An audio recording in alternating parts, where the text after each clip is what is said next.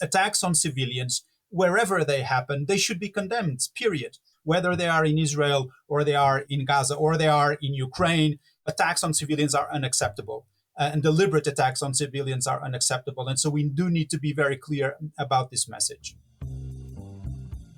Hello and welcome to Euractiv's Beyond the Byline podcast. I am Georgi, and this week we're talking about EU's division and the bloc's approach and messaging to the Hamas-Israeli war. The differences remain, but is there a change of tone?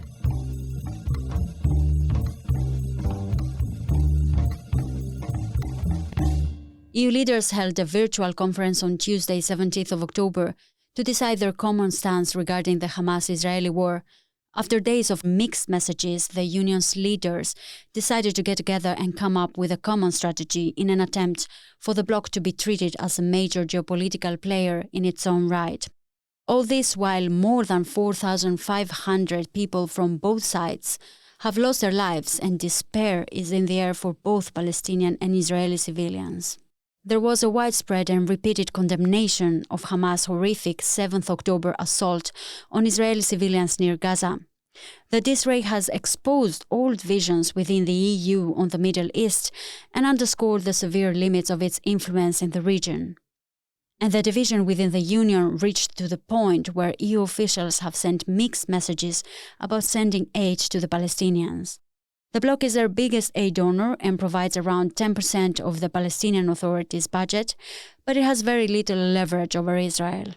It's true that in terms of communication, the EU wasn't successful over the Palestine funding issue. Georgi Gotev is Euractiv senior editor. The Palestinian Authority is widely considered as corrupt. And of course, the EU taxpayers' money should not end up in the pockets of corrupt leaders. But at the same time, there are many NGOs who do a great job providing food, medicines, and attending to the basic needs of the civilian population, saving the lives of many children. Clearly, EU funding for such organizations should not be discontinued. To the contrary, let's not forget that the EU is the biggest donor for the Palestinians, and in the absence of this aid, the humanitarian situation, which is already bad, would be much worse.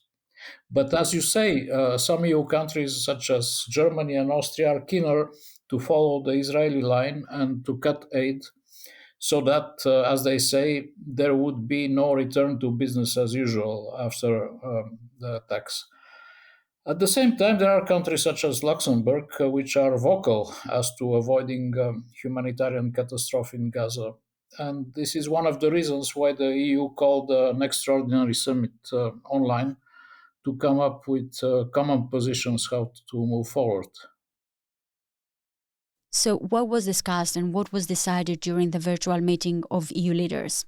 The key messages was somehow a reiteration of what they had said already on the 15th of October when the leaders sort of put out a common position on the situation. Ricardo Borges de Castro is Associate Director and Head of the Europe in the World program at the European Policy Center. I mean, it was mostly to condemn, again, Hamas for the terrorist attacks, also to express full solidarity with Israel and the right to defend itself in line with humanitarian law. But of course, also the element of, ensure that civilians in Gaza have access to humanitarian assistance. And I think there was also a lot of discussion about the regional dimension and potential implications, second and third order implications in the case the conflict sort of escalates, becomes regional. I think issues of migration, and also then a look into European societies and what might be the consequences of this for our societies, where the Israeli-Palestinian conflict is a very, very sensitive issue. I mean, it's one of the most difficult foreign policy issues that the EU and any other sort of leader needs to deal with. And so I think there was also the consideration of that. But then I believe it was trying to find finally a common line that all leaders can use and abide by. On the same day, 17th of October, while EU leaders were deciding their common approach towards the Hamas-Israeli war, Gaza's Al-Ahli hospital was attacked and more than 500 people died.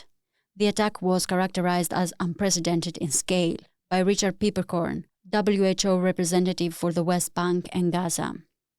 EU Council President Charles Michel said that an attack on civilian infrastructure would clearly be not in line with international law, and there is an emphasis that Israel has to comply with international humanitarian law, which prohibits collective punishment of populations, targeting of civilians, and disproportionate actions.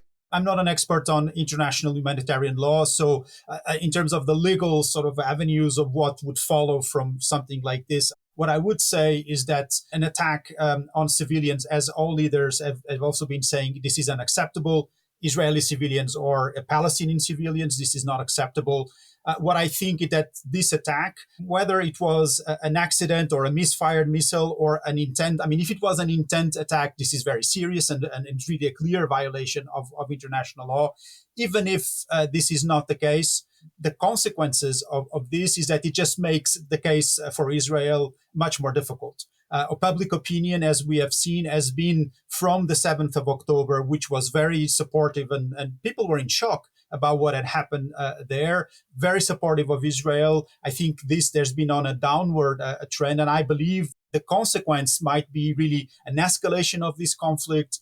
Public opinions are very likely to be shocked by the images that we will continue seeing over the next few days. This can also be instrumentalized by others that will want just to create more instability in the region. And I think it's also very important to say that, I mean, Hamas is really responsible also for defending and protecting civilians in Gaza. So I think this message, I don't think it comes out as clearly. In the meantime, Gaza is besieged, with its civilians not having access to water, medication, food and electricity, something that has raised concerns internationally.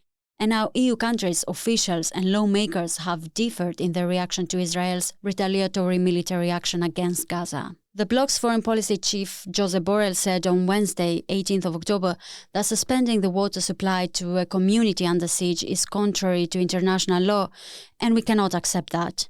That was the EU's position when it came to Ukraine, where Russian forces besieged communities and cut off water, and it should be the same when it comes to Gaza, he added. And if we are unable to say so for both places, we lack the moral authority necessary to make our voices heard, he specified. It's a basic human right that people have water to drink. Attacks on civilians, wherever they happen, they should be condemned, period. I think it's as simple as that. Whether they are in Israel or they are in Gaza or they are in Ukraine, attacks on civilians are unacceptable. And deliberate attacks on civilians are unacceptable. And so we do need to be very clear about this message. Now, the main point of contention for many EU member states has been perceptions that European Commission President Ursula von der Leyen has overstepped her remit with her unflinching backing of Israel. According to critics, von der Leyen should have declared that the EU expects Israel to abide by international humanitarian law in its response to the attack, as other EU leaders did. Clearly, von der Leyen is positioning herself as a hawk, be it in the context of the war in Ukraine, and also in the follow-up of the Hamas terrorist attack on Israel on 7 October. Critics say she's one-sided and that she's parroting the US line. Critics also say that by parroting the Americans, she's not allowing the EU to have a voice of its own. But it looks like the EU foreign policy chief, Josep Borrell, is not on the same page as von der Leyen, and that his vision is not black and white. But I think the world is confused by the multitude of leaders representing the EU, the Commission chief, the Council chief, the Parliament chief, the EU Foreign Affairs chief. Moreover, the member states like to raise their profile by making comments which sometimes are at loggerheads with the EU line, if there is such a thing. And in some countries, there are important Muslim communities, and this brings specific accents in the national debates. Very unfortunately, there was a lot of foreign policy freelancing last week, not only from Mrs. von der Leyen, but I think from everybody. So there was not really a clear line. Member states were saying some things. EU leaders were saying different things. So I believe that this was really not a good week for EU foreign policy as a whole. And I believe that it's very important that the leaders met and that they have now a common position that they need to follow. Very honestly, I don't believe that Mrs. von der Leyen needs a mandate to engage in relationships with third countries. I mean, otherwise she wouldn't be able to do her job. What I believe is that she does need to follow the line that the European Union has on this particular issue, which is, as we have said, very sensitive conflict where there are also many passions about it. There are many different opinions, across the EU, not only between member states, but even within member states. So this is one of the most contentious foreign policy issues. And so I believe that the message that needs to go out, there's a condemnation on a terrorist attack. There is the right of Israel to defend itself following international law. There is also the need to protect civilians in Gaza, to allow humanitarian aid to go in, because what we see is that if we don't follow these steps, now the Jordan canceled the meeting that President Biden was going to have in the region. So there's all of these consequences that just make this conflict even more difficult to deal with. The position of the EU needs now, I hope, that European leaders are able to stay the line, to be consistent and coherent and coordinated in the comments and in the way that they approach this problem, and actually try to address also the root causes of this and try to move in the direction of peace. Is it too late to seek for a diplomatic solution to this war? It's never too late to seek diplomatic solutions to problems. Otherwise, we just give up.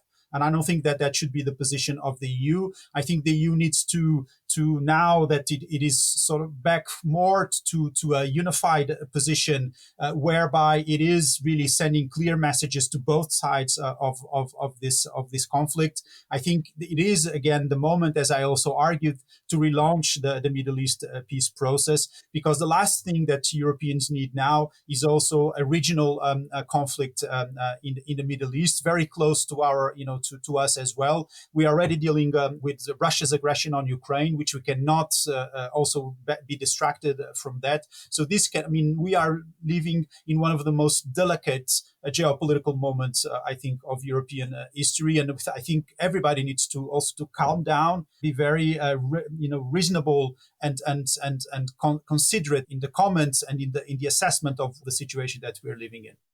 The EU and other players may try their luck in search of a diplomatic solution. However, there are more pressing issues now, such as avoiding a dangerous spillover, which would transform the current war into a civilizational conflict. There is also the goal of protecting our societies from terrorism, and there is the goal of avoiding a humanitarian catastrophe in Gaza.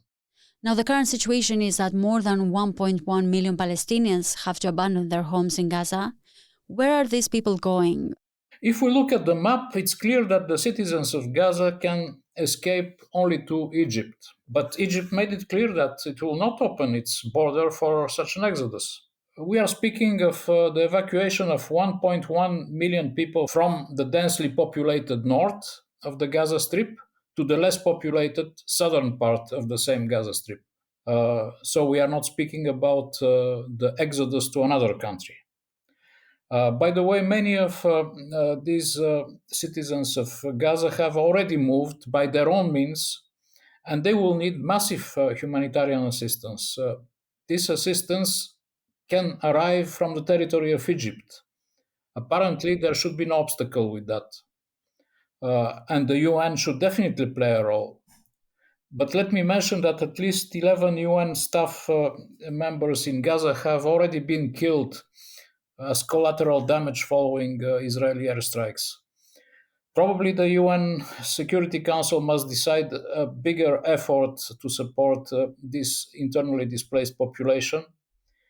But the UN personnel cannot carry unreasonable risk. We are facing another humanitarian crisis. So what can the West do to support these people? All leaders, not only in Europe, but leaders in the region also need to live up to their responsibilities. And globally, leaders need to live up to their responsibilities.